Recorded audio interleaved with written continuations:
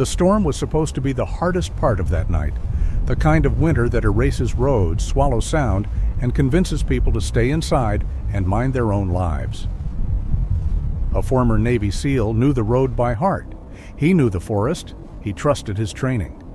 What he did not expect was the moment when moving forward became more dangerous than stopping. A light appeared through the whiteout. One house, one door, a choice he never planned to make. Inside lived a woman who had learned to survive by being invisible. Outside were people who preferred her that way. No gunfire followed, no shouting, only daylight, truth, and the quiet courage to stay.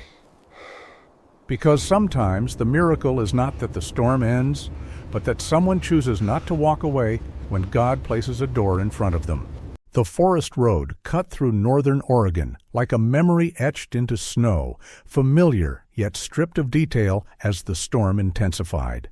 Wind drove the snowfall sideways, crushing visibility down to a few feet and turning the landscape into a moving wall of white. Asher Cole advanced steadily. He was 42 years old, a former Navy SEAL, tall and solid, built for endurance rather than speed. His dark hair was cropped short, practical, already dusted white by the storm. His face was calm and unreadable, jaw set, eyes steady beneath the hood of a worn black weather jacket. Years of training had taught him how to move through danger, but also how to recognize when control ended and nature took over. At his side walked Brant, a 6-year-old German shepherd, large and muscular, with a dense black and tan coat designed for cold like this. His amber eyes stayed alert, ears cutting through the roar of the wind, body aligned perfectly with Asher's stride. He did not pull, hesitate, or lag. He adjusted instinctively, not as a pet, but as a working partner. They were not lost. Asher knew this road by heart, the bend ahead, the shallow rise, the tree line marking the next stretch. Direction was not the problem. Skill was not the problem. The wind surged harder, wiping away contrast entirely. Footprints vanished as soon as they formed. Snow erased depth, erased certainty. Asher slowed, not from doubt, but from calculation.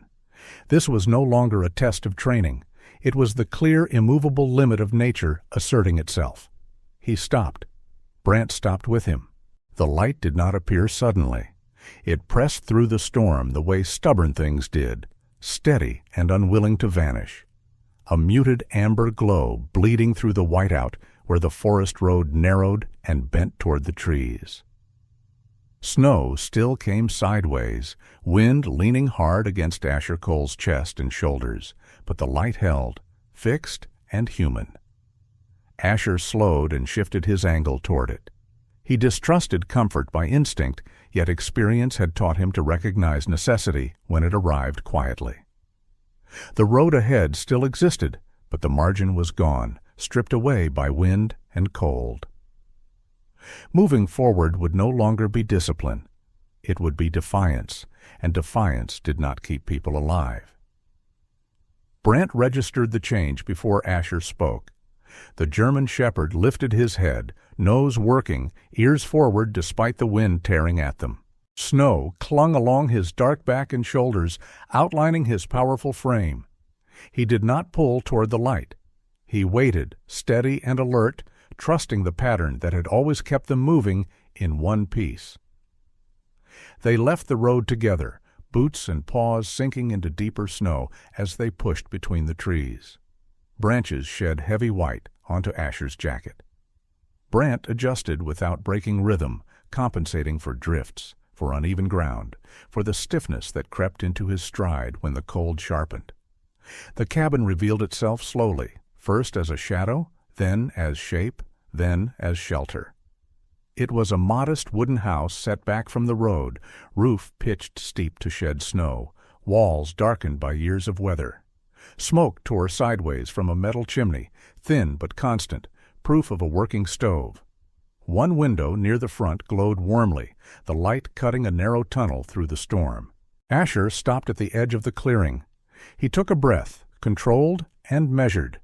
He had breached doors in places where hesitation meant death, but this was different. This was not hostile ground. This was someone else's quiet, and he did not enter that lightly. Brant stood beside him, posture neutral, weight balanced, eyes scanning the dark beyond the cabin. He was not guarding, not threatening. He was present. Asher stepped onto the porch. Snow creaked under his boots, already piling against the railing.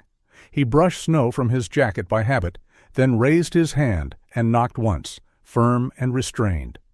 The sound vanished into the wind. He waited. Inside, movement answered.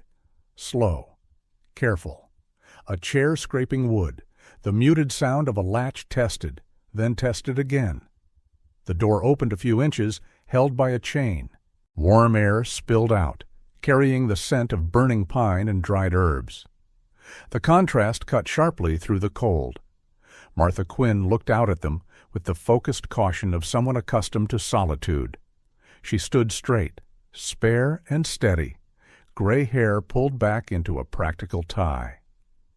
Her face bore the marks of long winters and harder decisions, lines shaped by work and weather rather than softness.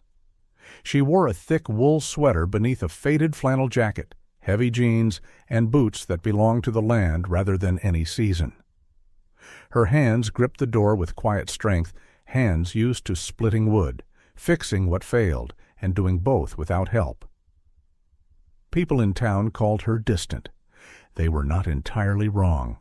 Years ago, the forest had taken her husband in a logging accident not far from this road, and the land had never felt neutral again.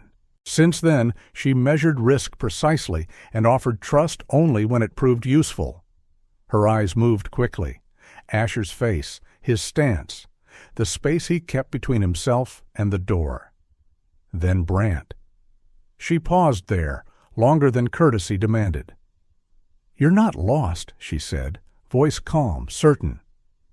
"No," Asher replied. His tone matched hers, even and controlled. "The road's familiar. The storm isn't." Wind slammed into the side of the house, rattling the porch boards. Snow piled higher at their feet. Martha glanced into the whiteout, then back at him. She weighed what she saw without comment. She noticed Brant's position, too, how the dog stood slightly forward without tension, neither aggressive nor submissive. "What do you want?" she asked. "Shelter," Asher said, "until visibility comes back." He did not apologize. He did not explain further. Martha's eyes narrowed slightly, not in suspicion, but calculation. Weather like this did not allow for pride. She looked again at Brant, at the snow crusting along his back, at the stillness in his gaze. "One night," she said. "Storm only." "That's enough," Asher answered. The chain rattled as she unhooked it. The door opened wider, warmth rolling into the cold. Asher stepped inside first, wiping his boots clean by reflex. He moved with the quiet economy of someone used to shared spaces and unspoken rules. Brant followed immediately, crossing the threshold and turning once to face the door, placing himself between the interior and the storm. Martha noticed. She said nothing. The door closed behind them, cutting off the roar of the wind. The silence that followed was abrupt, broken only by the crackle of the stove and the faint ticking of cooling metal. Martha gestured toward a small bench near the entry. "Dry off," she said. "Don't track snow in." Asher nodded and shrugged out of his jacket, hanging it carefully. Brant shook once, scattering snow across the mat, then settled again near the door, body angled outward, eyes open. Martha watched them both, arms folded loosely, expression unreadable. "You can stay until morning," she said, "when the wind breaks." "That's all we need," Asher replied. Outside, the storm continued to batter the forest, but inside the cabin, the balance had shifted. A door had been opened, and for the moment, the whiteout no longer dictated every outcome.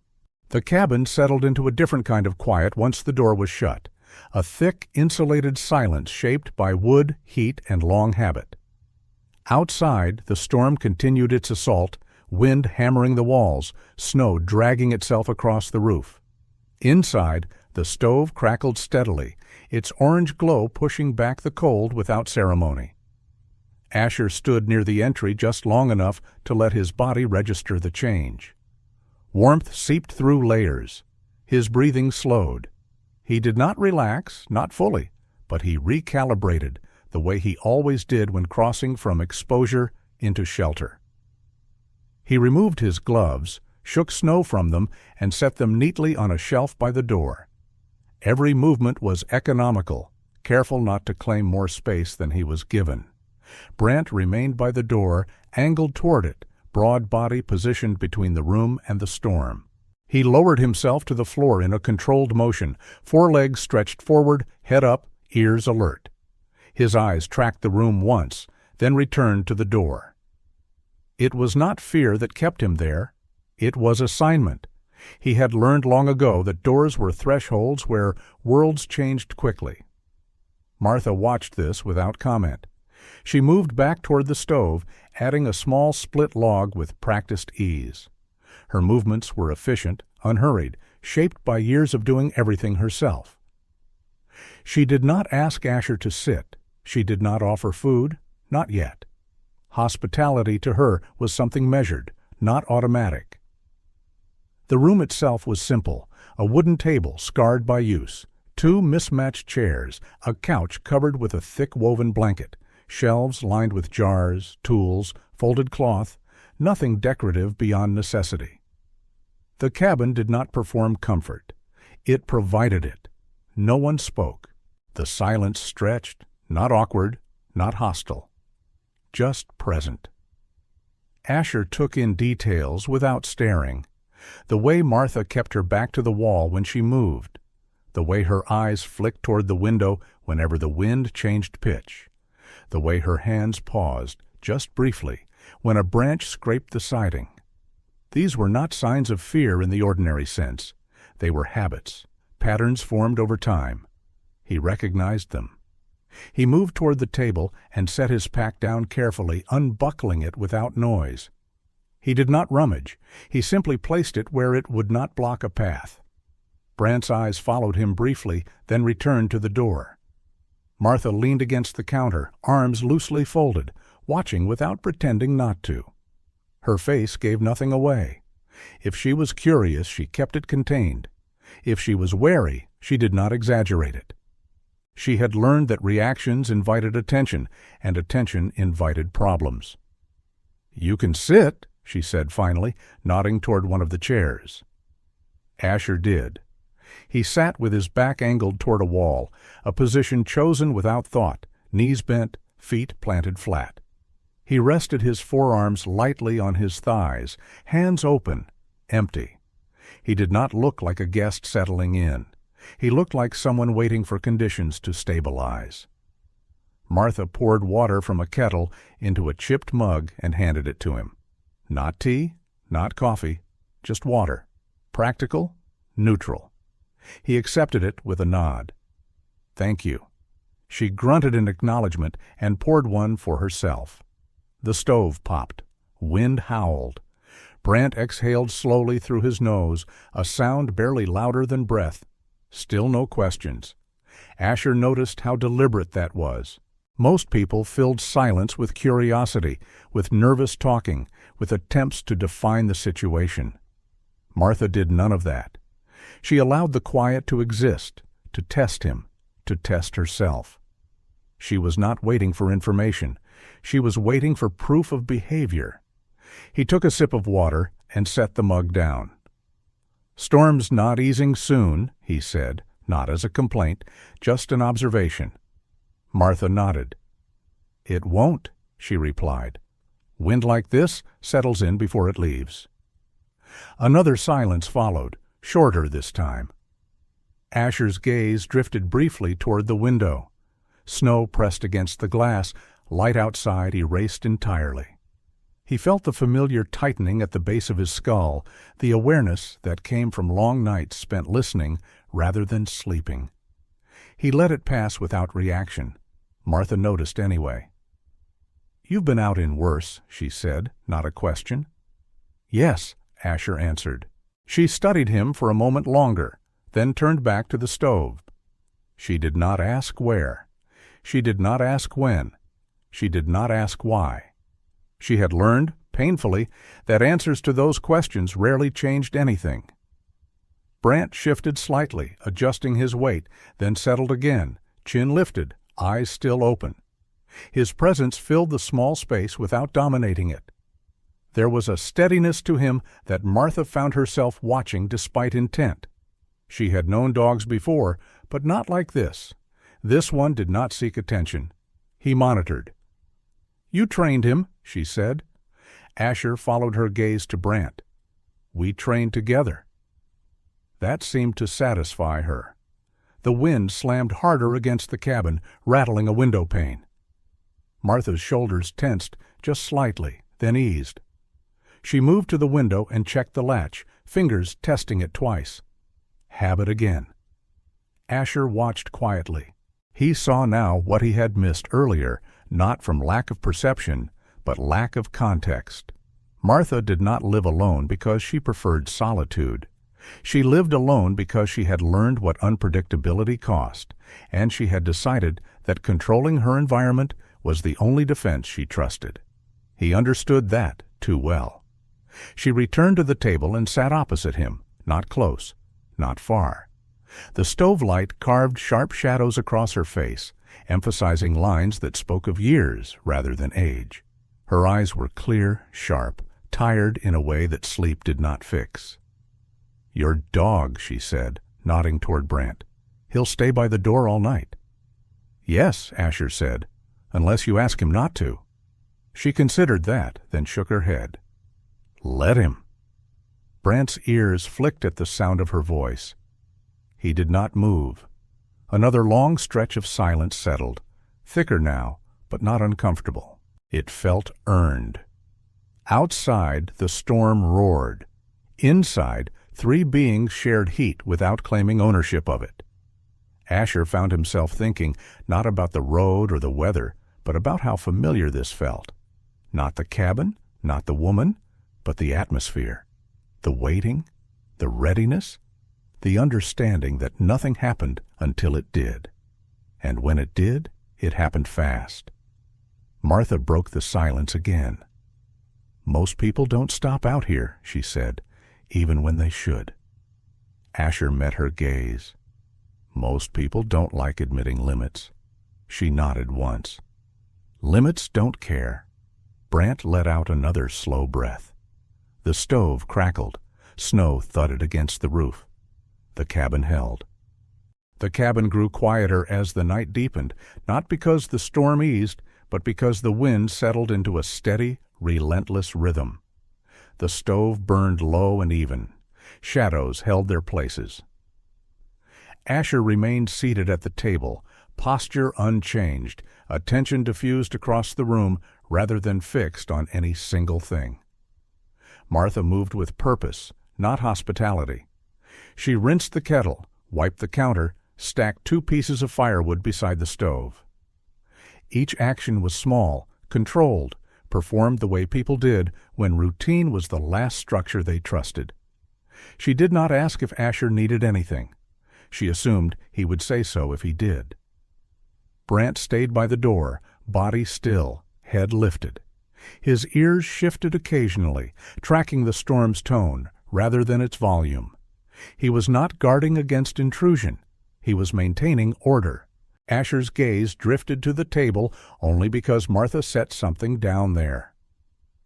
A thin stack of envelopes slid across the wood with a muted scrape. She did not look at them.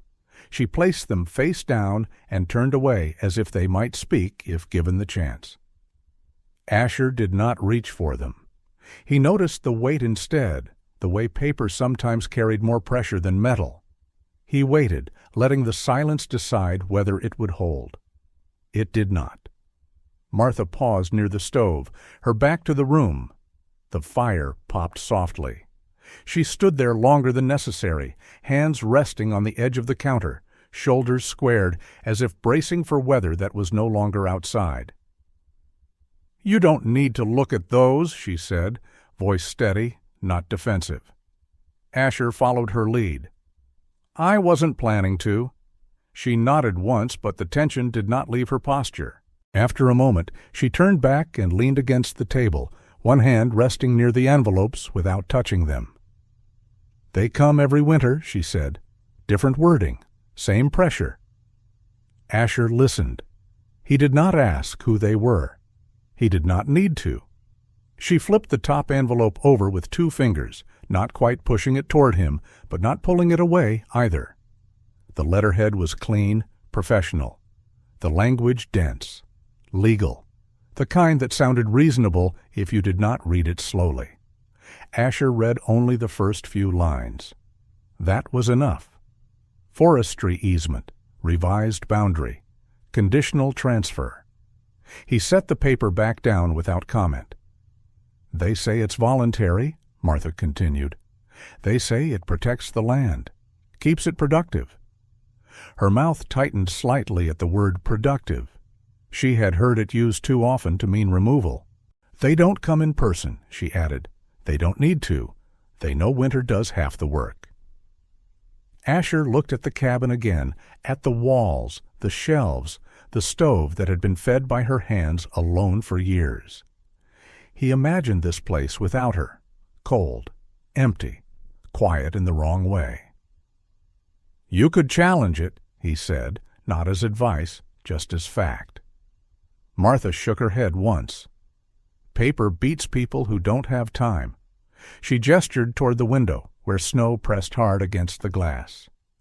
They wait until the roads are bad, until lawyers are far, until you're tired. Her voice did not rise. There was no anger in it, only familiarity. Asher felt something shift behind his ribs, a slow tightening he did not name. He had seen this pattern before, just in different uniforms. Pressure applied quietly, choices framed as inevitabilities, the absence of violence used as proof of fairness. You didn't ask for help, he said. She met his eyes. I didn't plan to. The stove crackled. Brant exhaled once, low and controlled. Martha gathered the envelopes and slid them back into a drawer beneath the table, pushing it closed with her knee. She did not lock it. She did not need to. They'll come again after the storm, she said. They always do. Asher nodded. He did not ask who they were. He did not ask what she planned to do. He did not offer solutions that required permission. He simply observed. Martha moved toward the sink, rinsed her hands as if they carried dust rather than ink. She dried them carefully, then leaned back against the counter. You can stay through the night, she said, repeating what had already been agreed. Storm or not? Asher understood what she was not saying. Shelter had been offered for weather, not for consequence. That's enough, he replied again, and meant it. The wind surged outside, rattling the siding harder now, as if responding to something newly exposed. Brant's ears lifted. He did not move from his place, but his focus sharpened, attention sliding toward the window. Asher noticed. So did Martha. They don't come at night, she said quietly. They don't need to. Asher looked at the door, at the window, at the drawer where the papers waited. He felt the familiar clarity that came when a situation revealed its shape. This was not about trespass or contracts. It was about time and isolation, about wearing someone down until resistance looked unreasonable. Martha straightened, lifting her chin slightly, a habit formed long before tonight. I'll make it through winter, she said. I always do. Asher believed her. That was not the question. He shifted his weight slightly, resting his hands flat on the table. Winter ends, he said. She studied him for a moment, eyes sharp, assessing whether that was reassurance or warning. She did not press. The storm was still loud, but it had lost its chaos. The wind moved in long, grinding waves now, dragging snow across the walls instead of slamming into them. Inside the cabin, the fire burned low and steady. The quiet felt tighter than before. Brant lifted his head. He had not slept. He never truly did when the door was closed and the night was active. His ears shifted forward, not reacting to the wind, not to the roof creaking under snow. His focus narrowed toward the side of the cabin that faced the trees. Asher saw it instantly. He rose from the chair without sound and stopped near the wall, careful not to cross the window's line. Brant's posture was wrong for weather. No tension, no startle. Just attention sharpened to a point. Martha sensed the change before anyone spoke. She lowered her mug to the table, fingers lingering on the handle longer than necessary. "What is it?" she asked quietly. Asher did not answer right away. He watched Brant instead. The dog's breathing had slowed. His body angled slightly, weight balanced, ready without being aggressive. "Not the storm," Asher said. Outside, snow continued to move, but beneath it came something else. A soft crunch. Then nothing. Then another, measured and deliberate. Martha's jaw tightened.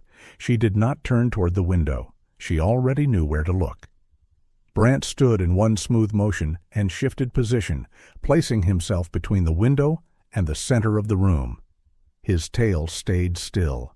His ears tracked sound with precision. Asher leaned closer to the wall and looked through the edge of the glass. At first, there was nothing. Then a break in the pattern. Snow disturbed where it should have been smooth. A darker shape between trunks. Someone was there. Not moving fast. Not hiding well. Standing where distance and weather were meant to do the work. Brant let out a low sound, controlled and deep. Not a threat. A statement. The shape froze. For a moment, no one moved. The wind howled. Snow slid off branches. The silence beneath it held. Then the figure stepped back. One step, another. Snow crunched softly, unmistakably human. The forest swallowed the shape almost immediately. Brant did not follow. He remained where he was, eyes fixed on the space the man had occupied. Martha exhaled slowly, shoulders lowering just enough to show she had been holding herself too tight.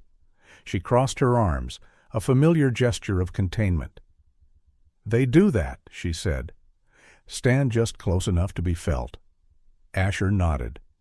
Pressure without contact. She looked at him then, eyes sharp. "They never threaten, never touch anything. Just remind me they're there."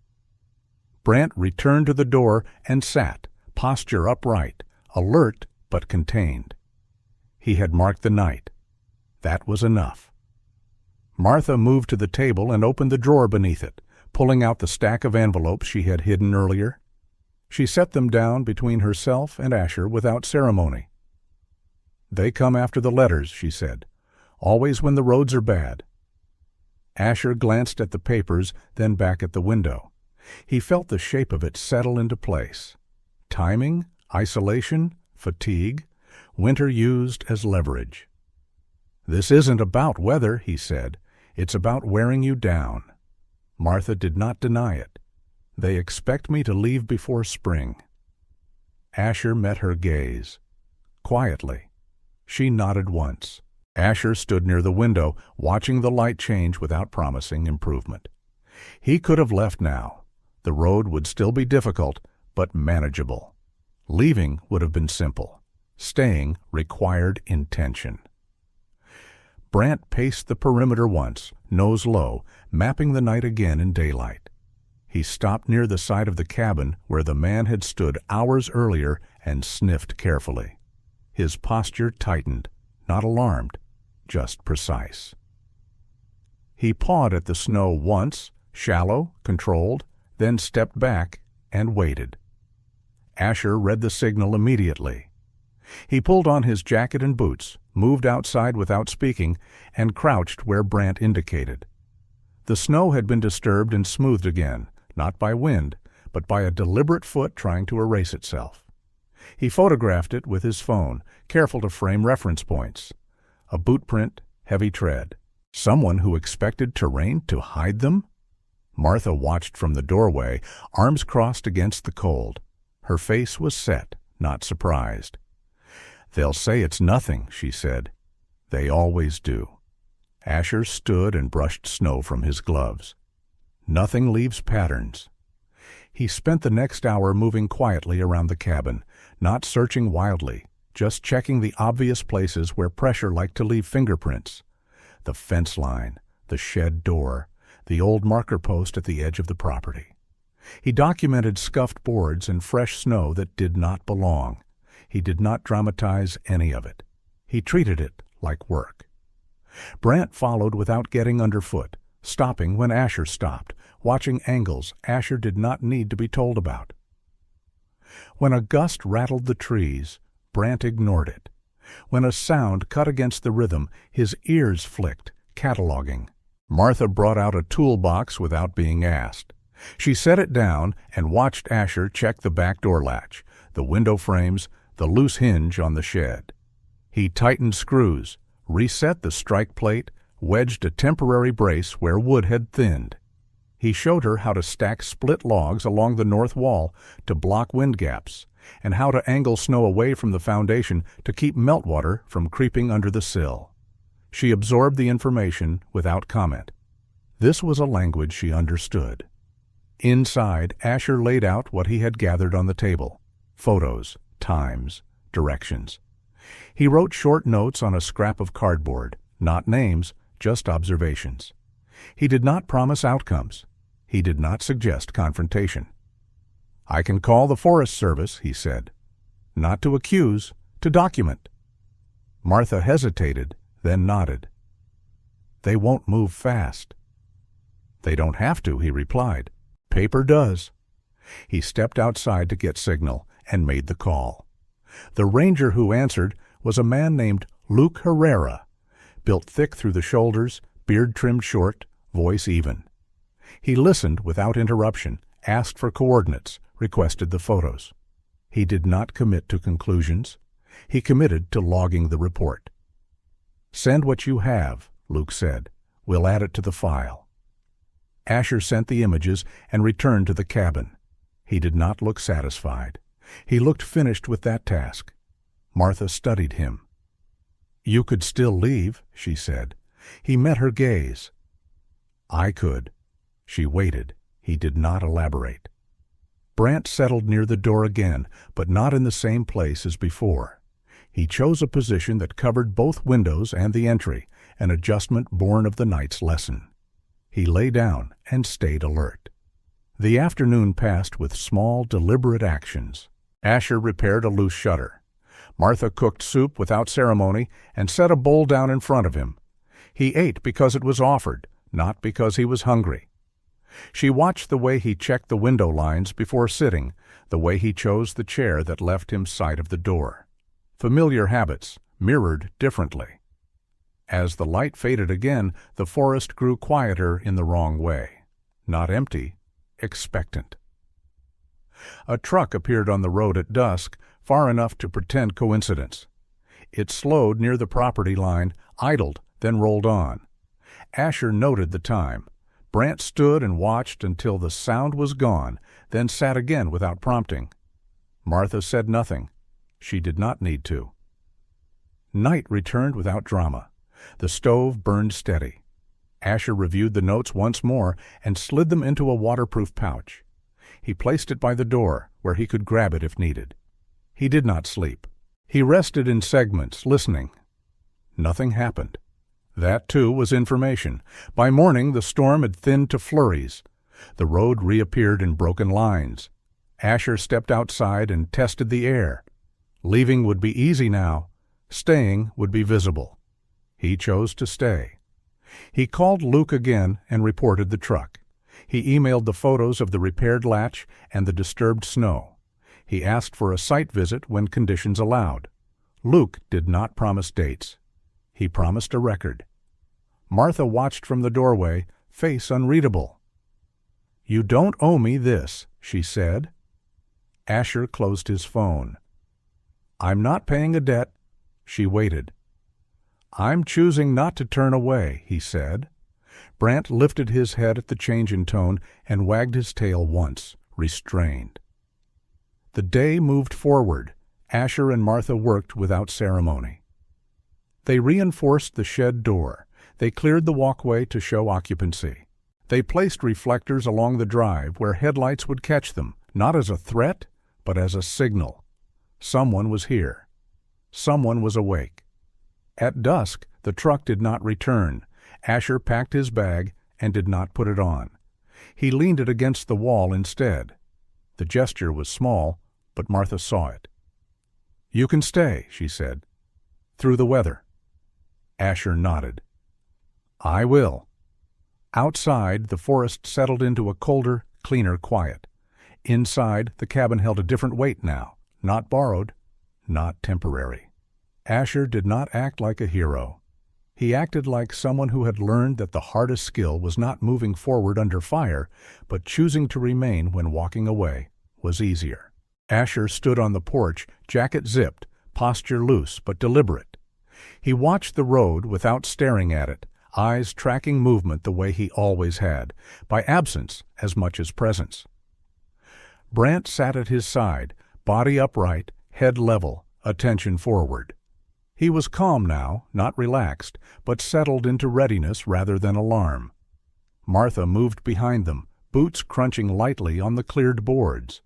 She carried herself differently in daylight, straighter, less folded inward. The night had confirmed what she already knew, and certainty had a way of changing how weight sat on the shoulders. The truck appeared just after noon. It rolled slow along the road, tires crunching, engine steady. Not the same one as before, but similar enough to carry intent.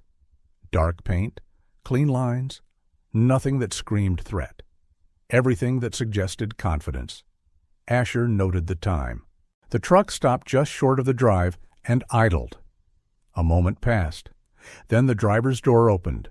The man who stepped out moved like someone used to being watched without consequence. He was broad through the chest, wearing a dark insulated coat and gloves that had never seen work. His hair was cut neat and close, beard trimmed carefully.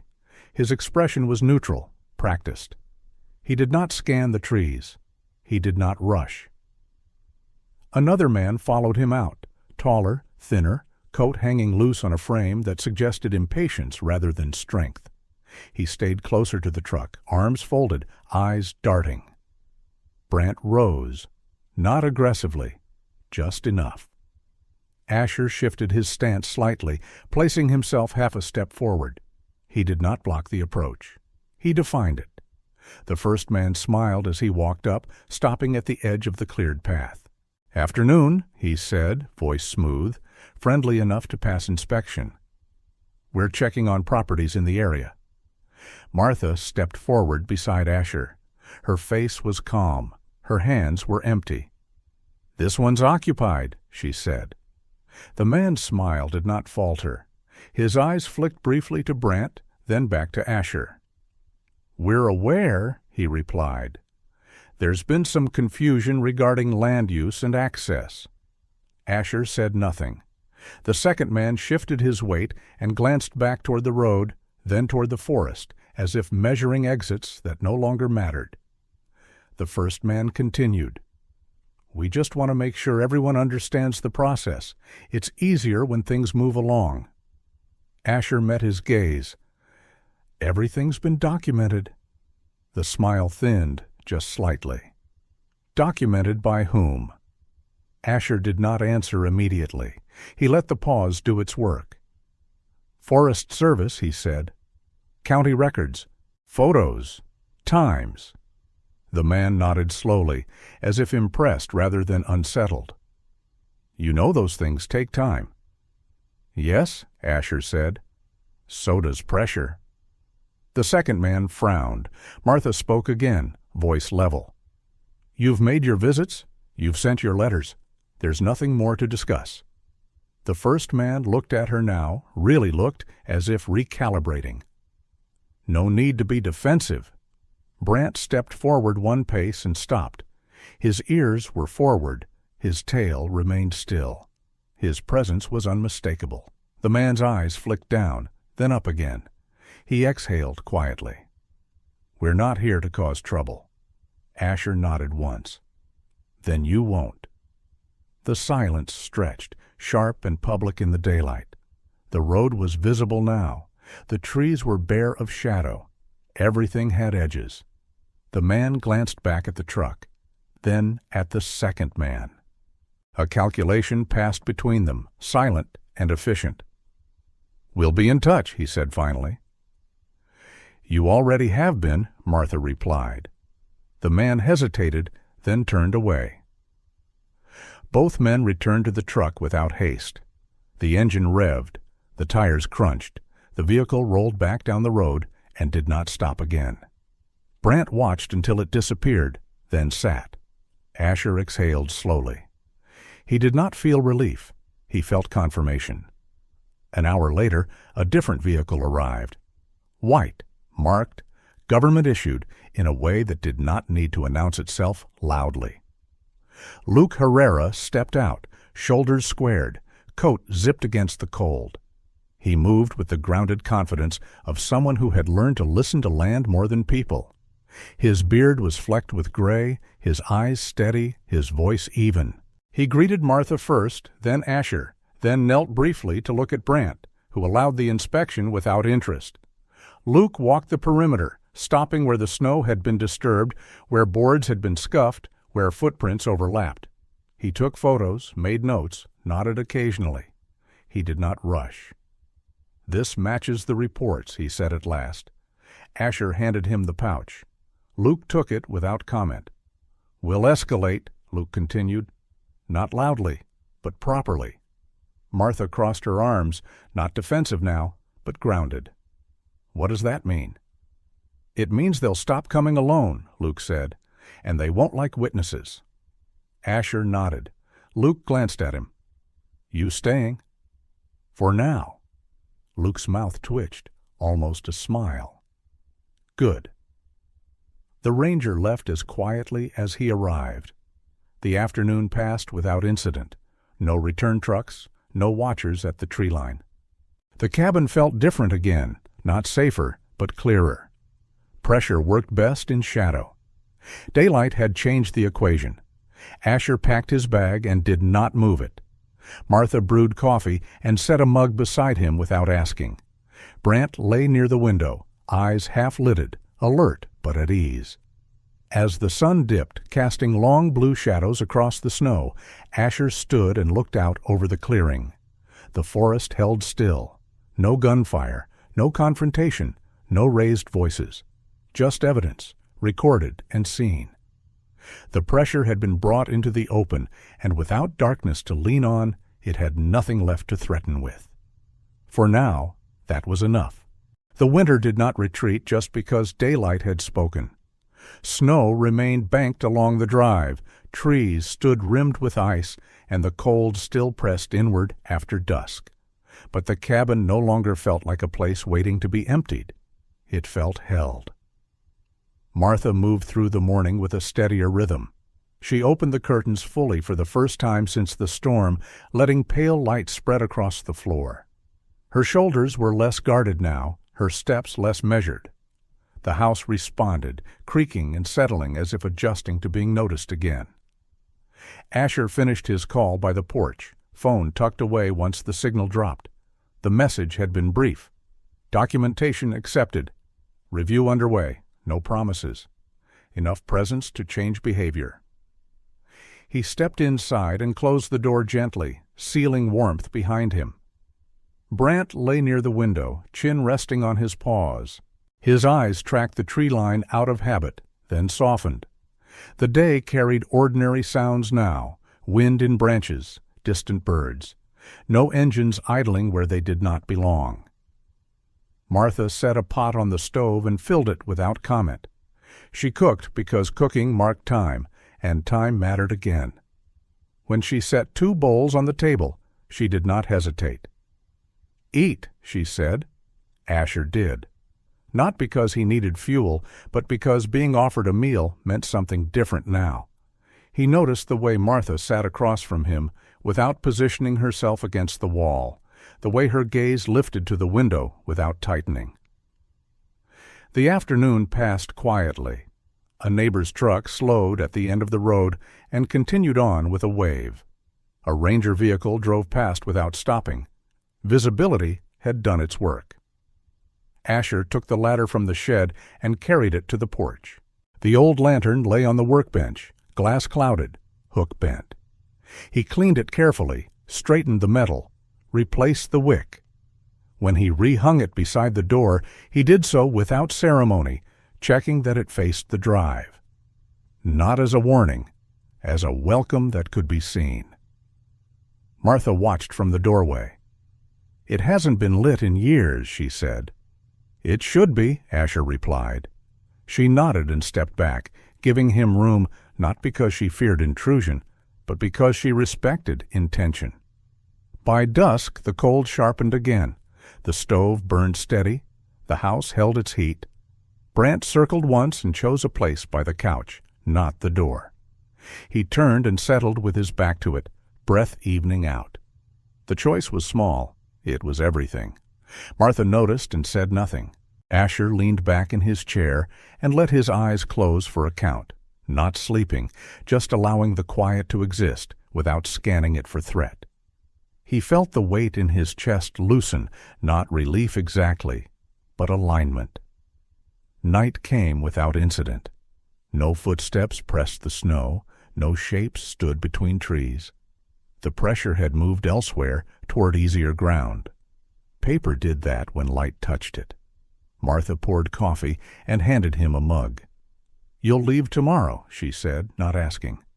"Yes," Asher said. She took a sip and nodded, accepting the truth without the old edge.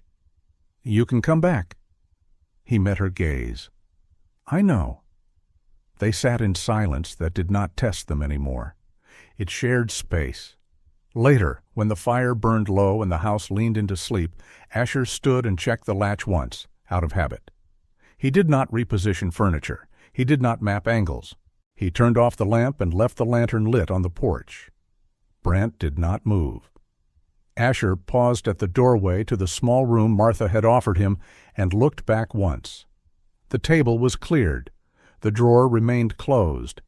The window reflected a steady glow. Courage, he realized, was not always forward motion. Sometimes it was the decision to stop, to knock, to stay, to let daylight do the work and accept the cost of being seen. He went to bed and slept. Outside, winter continued its long work. Inside, the house was no longer empty. At the end of this story, the miracle was not that winter stopped or that powerful people suddenly became kind. The miracle was quieter and therefore easier to miss. It was that a door opened when it did not have to. That someone chose to stay when leaving would have been safer. That light was kept on not to fight the darkness, but to refuse to agree with it. In the Bible, God rarely works through thunder. More often, he works through ordinary obedience. A person who listens instead of turning away. A heart that recognizes suffering and decides not to pass by on the other side.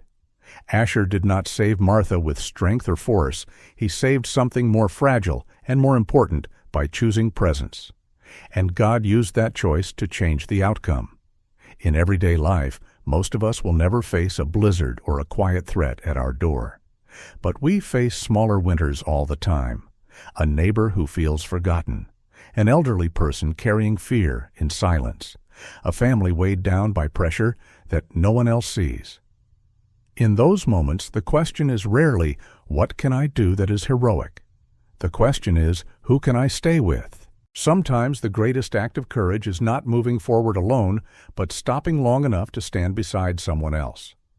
Sometimes faith looks like keeping the light on. Sometimes God answers prayers through hands that choose not to turn away.